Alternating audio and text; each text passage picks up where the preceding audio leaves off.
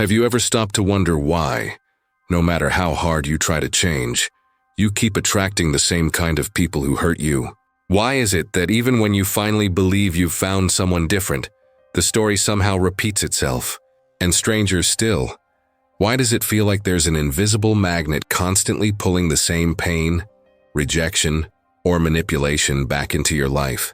This is not a coincidence. Carl Jung used to say that what is not made conscious returns as fate. What does that mean in practice? It means that the wounds you refuse to face within yourself eventually manifest outside of you, through people, situations, and endless repeating cycles. It's not bad luck. It's not mystical karma, and it's not divine punishment. It's your own shadow demanding to be recognized. But what if those people who hurt you weren't just enemies, but signals? What if every painful relationship was actually a mirror of what you haven't yet healed inside yourself? Ask yourself, why do I settle for less than I deserve? Why do I keep forgiving the unforgivable? Why do I confuse love with pain? When you don't confront the roots of your own mind, life will place before you different faces, but with the same essence. They will poke exactly at your open wounds. It's as if the unconscious were saying, look at this, face this, because until you do, you will remain a prisoner of the same patterns. If you want to break this cycle and finally free yourself from the bonds that drain your energy, take a second right now to subscribe to the channel, hit the bell, and leave a like. That way, this content will always reach you when you need it most. And it also motivates me to bring even deeper reflections.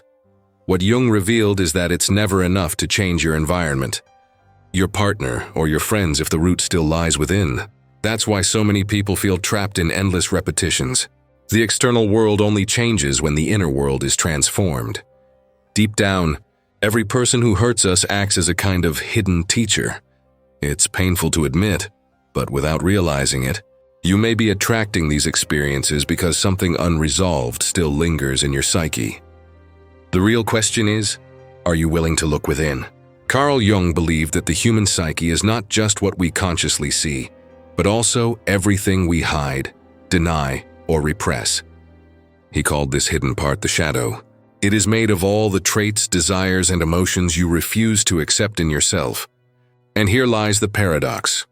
What you reject within, you will encounter outside. Think about the people who hurt you the most. Are they selfish, manipulative, cold, or controlling? What if those qualities exist in some shape or form inside of you too, buried, denied, and pushed into the dark? Jung taught that what you refuse to integrate becomes a magnet, pulling people and events into your life to remind you of what you don't want to face. This doesn't mean you are just like them. It means the shadow is active. You may not be manipulative yourself, but maybe you allow manipulation because you fear conflict. You may not be controlling, but maybe you attract controlling people because you haven't developed the strength to assert your own boundaries. In other words, the shadow shows up as the mirror you don't want to look at. That is why relationships are not random. Every connection, especially the painful ones, functions as a mirror of your own unconscious. Have you noticed how the same kind of person shows up with a different face, a different voice, but the same energy? That's not by chance. That's the shadow calling your attention, saying, you cannot heal what you refuse to see. The more you resist this truth, the more life repeats the lesson. That's why you leave one toxic relationship only to find yourself in another. That's why friendships sometimes collapse in the exact same way. That's why family dynamics replay over and over, even across generations. The shadow doesn't disappear just because you avoid it. It only transforms when you bring it into the light. Jung's insight was radical. Until you accept your own darkness, you will remain trapped in cycles of pain disguised as love, validation, or companionship. Freedom begins when you stop asking, why do they do this to me? And instead ask, why do I allow this? What inside me is unhealed? The shadow is not your enemy. It is your teacher. But only if you dare to look at it directly. Have you ever wondered why you fall into the same story over and over again? You promise yourself, this time it will be different. This time I've learned my lesson. Yet months later, you find yourself facing the exact same disappointment, only with a different face, a different name. This isn't bad luck. It's not the universe conspiring against you. It's the unconscious playing its invisible game. Jung explained that the psyche seeks wholeness, and one of the ways it pushes us toward that wholeness is by repeating unresolved lessons until we finally wake up. Think of it as an inner program running in the background. If you don't rewrite it, it keeps looping. That's why toxic friendships feel familiar. That's why you click instantly with someone who later drains your energy. The unconscious is not cruel, it's consistent. It will keep setting the same stage until you face what you've ignored. These patterns often start in childhood. If you grew up feeling unseen, you may unconsciously seek partners who withhold attention, because your psyche is trying to heal that old wound by reenacting it. If you felt unworthy of love, you might attract people who confirm that feeling, just to finally face the truth that it was never real to begin with. It's a painful paradox. The psyche repeats what hurt you most, not to punish you, but to give you another chance to break free. The trap is that while the lesson is hidden, you interpret the repetition as fate. You tell yourself, all people are like this, or worse, maybe I don't deserve better. That's the moment the shadow has full control, when you confuse a cycle with destiny. But here's the turning point. Patterns lose their power the instant you bring them into awareness. When you start to see the thread connecting all those experiences, something shifts. You stop asking, why me? And begin to see the deeper logic. This keeps happening because my soul is pushing me to heal. Recognizing the pattern is the first step toward breaking it. But breaking it requires courage, to do what you've never done before, to say no where you always said yes, to walk away where you always stayed, to face the discomfort of choosing differently. Because only then does the unconscious know the lesson has been learned. So ask yourself now, what is the one pattern in your life that refuses to go away? What is the wound you keep reopening through others? Until you answer that, life will keep asking the same question in louder and louder ways. Carl Jung often emphasized that freedom begins with awareness, but awareness alone is not enough. To break the cycle, you must also create boundaries. A boundary is not just a line you draw with others. It is a declaration to your unconscious that you refuse to repeat the same story again. Think about it. Every time you say yes when you want to say no, you send a silent message to your psyche. I am still willing to be hurt. Every time you stay silent when you should speak, you reinforce the belief that your voice doesn't matter. Boundaries are not walls meant to keep others out. They are foundations that protect your inner world. Without them, your shadow will keep letting people walk in through the same open door. This is why so many toxic dynamics collapse the moment one person finally sets a clear limit. The manipulator loses their power. The abuser cannot feed. The controlling friend pulls away. At first, it may feel painful. You might think you're losing people. But in reality, you're losing chains. You're losing the very energies that fed on your silence. Boundaries are not built in theory. They are built in practice. They emerge the first time you refuse to answer a message that drains you. The first time you walk away from a conversation that insults your soul. The first time you prioritize your own peace over someone else's approval. These small acts are not just decisions. They are rituals of transformation. And here is the paradox. When you create boundaries, you don't just protect yourself from others. You also reprogram the unconscious. You tell your shadow, I see you. I am no longer blind. I will not let this repeat again. And that changes what you attract. People who once found you easy to manipulate no longer resonate with your energy. Those who were drawn to your lack of self-respect suddenly fade away. In their place, you begin to attract relationships that mirror your new strength. Jung called this process individuation, the journey of becoming whole. And wholeness requires saying no to what violates your essence. If you don't set the boundary, life will do it for you, often through harsher lessons. The choice is whether you take the courageous step now or wait until the pain forces it later. So ask yourself, where in your life are you still leaving the door wide open for pain to enter? And are you ready to close it? Not out of fear, but out of self-respect? Once you begin to set boundaries and bring your shadow into the light, something remarkable happens. The script of your life starts to change. The same roles that used to repeat themselves betrayer, manipulator, abandoner, no longer find a stage to perform on. And in their absence, a new cast of characters slowly emerges. People who respect, who nurture, who see you clearly. Jung taught that the unconscious will project itself until it is recognized. But once recognized, the energy no longer needs to play out through destructive relationships. In other words, your healing rewrites your destiny. The same way you once attracted pain, you now attract growth. The same way you once mirrored abandonment, you now mirror trust. The outside world becomes an echo of your inner transformation. This is why many people are shocked when they finally heal an old wound. Suddenly, their friendships shift. Their romantic relationships feel different. Their work environment changes. It's not magic, it's resonance. You no longer vibrate on the frequency of self-betrayal, so people who feed on that can no longer find you. Instead, you resonate with those who have also done their inner work, or at least those who are willing to meet you with respect. But make no mistake, this transformation does not come without cost. Saying goodbye to old patterns often means saying goodbye to old people. You may lose relationships you thought were permanent. You may feel an emptiness at first, as if you've cleared a space but nothing new has arrived yet.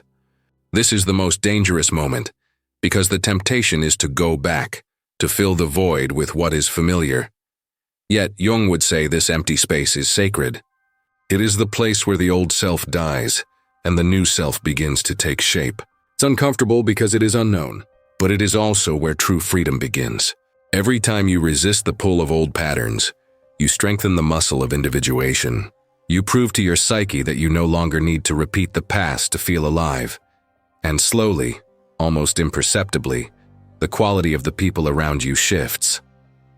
You start to notice respect where there was once exploitation, support where there was once manipulation, genuine connection where there was once only a game of control. The change is not in them, it is in you. So, reflect for a moment. Are you willing to endure the discomfort of transformation in order to welcome the relationships you truly deserve? Or will you remain in the familiar cycle, choosing pain just because it feels known? The choice is the crossroads Jung pointed us to, and the decision will determine not just who you love, but the kind of life you live.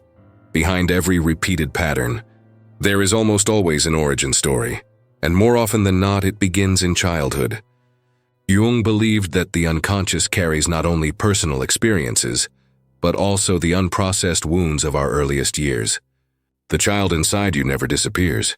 It simply hides. And when it hides, it speaks through your relationships. Think back to your earliest memories of love. Did you feel safe? Did you feel heard? Or were you ignored, criticized, abandoned, or made to feel not enough? Whatever you experienced became a blueprint, an invisible map that your unconscious uses to measure every future relationship. If love felt unstable, you may unconsciously seek instability because it feels familiar. If love felt conditional, you may keep finding people who make you prove your worth again and again. This is what Jung meant when he said that the unlived life of the parents becomes the fate of the child. You may be carrying wounds that don't even belong fully to you, patterns passed down through generations, repeated unconsciously until someone decides to stop them. That someone can be you. The hidden wound of childhood is not just a memory, it is an energy. It whispers in the background, "Don't speak up. You'll be rejected." Or, "If you don't give enough, they'll leave you." Or, "You are hard to love, so take whatever you can get." These whispers guide your choices without you realizing it. And so you attract what matches the script written long ago. But here lies the power. Once you recognize that voice, you can stop mistaking it for truth. You can begin to speak to the child inside you with compassion instead of judgment. You can say, "You were worthy of love all along. You didn't deserve that pain, and you don't have to repeat it anymore." Healing is not about erasing the past. It's about rewriting the meaning you give it. This is why shadow work feels so heavy. It's not just about facing your flaws. It's about holding the trembling hand of the child you once were. Jung believed that true freedom begins when you stop running from that inner child and instead invite it back into the wholeness of who you are. And when you do, something extraordinary happens. The cycle weakens. The same faces stop appearing. The same betrayals lose their power. Because once the original wound is acknowledged, the unconscious no longer needs to recreate it outside of you. The lesson is complete, so ask yourself, what wound from your childhood still echoes in your present? And are you willing to face it? Not with blame, but with compassion. That answer could be the key to breaking free once and for all. When you begin to heal the hidden wound, the changes do not remain locked inside. You start to see them ripple through every part of your life. Jung taught that the psyche is an integrated system. Once one piece shifts, the entire structure moves. Healing is never isolated. The first transformation often shows up in your self-esteem. For the first time, you no longer confuse love with sacrifice. You no longer believe that your worth depends on how much you give or how much pain you endure. Instead, you begin to feel a quiet but unshakable truth. I am enough as I am. And when this conviction takes root, it radiates outward. People feel it. They treat you differently because you treat yourself differently. The second transformation is in your sense of purpose. Pain consumes enormous amounts of energy. When you are caught in cycles of toxic relationships or self-betrayal, your creativity, clarity, and drive remain trapped. But once the cycle breaks, energy is freed. What once went into surviving can now go into building, creating, and living. Many people discover passions, talents, or callings they never knew existed because they were buried under the weight of unresolved wounds. The third transformation is in your vision of life itself.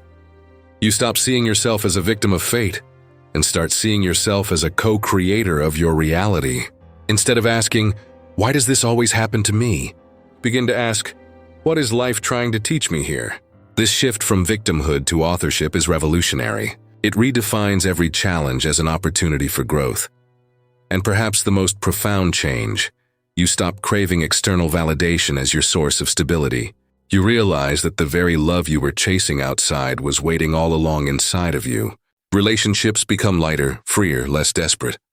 You don't cling out of fear, you connect out of choice. And that changes everything. This is why Jung insisted that individuation, the process of becoming whole, is not selfish. On the contrary, it is the most generous thing you can do. Because the moment you stop leaking pain into the world, you begin to radiate clarity, strength, and authenticity. And the world desperately needs more of that. So pause for a moment and ask yourself, who could you become if you stopped feeding your wounds and started feeding your wholeness instead? Emotional freedom is not the absence of pain. It is the absence of chains. After healing, you don't stop feeling fear, rejection, or loneliness. What changes is the way you respond to them. Instead of being enslaved by these emotions, you begin to meet them with clarity and strength. Take fear, for example. Before healing, fear keeps you trapped. You fear losing people, so you tolerate disrespect. You fear rejection, so you silence your truth. You fear conflict, so you abandon yourself. But once the wound is recognized, fear loses its authority. You may still feel it, but it no longer dictates your choices. You act not from fear, but from awareness. Then there is rejection. Few things cut as deeply as the sense of not being wanted. For the unhealed self, rejection feels like proof. See, I am unworthy. But for the healed self, rejection becomes redirection. It is no longer a verdict on your value.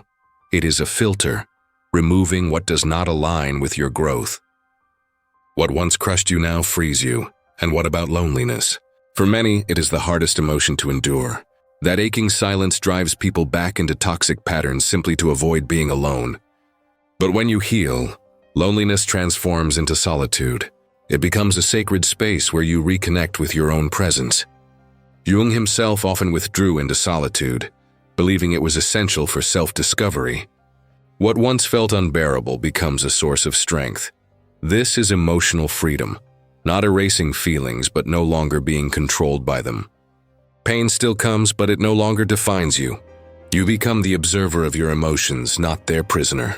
And this shift changes the quality of your relationships, your work, and even your creativity. You stop reacting and start responding. You stop repeating and start choosing. Imagine how different your life could be if fear no longer dictated your choices, if rejection no longer wounded your core, and if solitude no longer terrified you. This is not fantasy. It is the natural result of bringing the unconscious into awareness. Jung's message was clear. Until you make peace with your inner world, the outer world will continue to dominate you. But the moment you claim this freedom, the outer world bends. You no longer attract pain disguised as love. You no longer confuse control with connection. You begin to live as if the chains never existed in the first place. Carl Jung believed that the ultimate purpose of human life is what he called individuation, the process of becoming whole.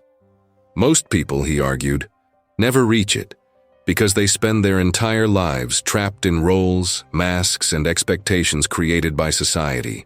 They trade their authenticity for acceptance, and in doing so, they lose touch with their true self. Think of how early this begins. As children, we learn quickly what parts of us are rewarded and what parts are rejected. We are praised for being polite, quiet, obedient. We are criticized for being loud, curious, or different. Slowly, we craft a mask, a version of ourselves designed to win approval. Jung called this mask the persona, and while it helps us survive in society, it also buries the parts of us that are most alive. This is why so many adults feel hollow, even when they appear successful. They wear a perfect mask, but inside they feel disconnected. They have friends but no intimacy, achievements but no fulfillment, security but no meaning. Individuation begins when you finally dare to remove that mask and face the question, who am I, without the roles, without the expectations, without the performance? But here's the paradox. Individuation doesn't mean rejecting society altogether. Jung warned that you cannot live without a persona. The mask is useful. The danger lies in believing you are only the mask. Wholeness comes when you integrate the mask with the hidden self, when you stop pretending that the rejected parts of you don't exist. This is where shadow work and boundaries converge. By facing your hidden wounds, you reclaim the pieces of yourself you had buried. By setting limits, you protect the authentic self that emerges. Individuation is not about becoming someone new.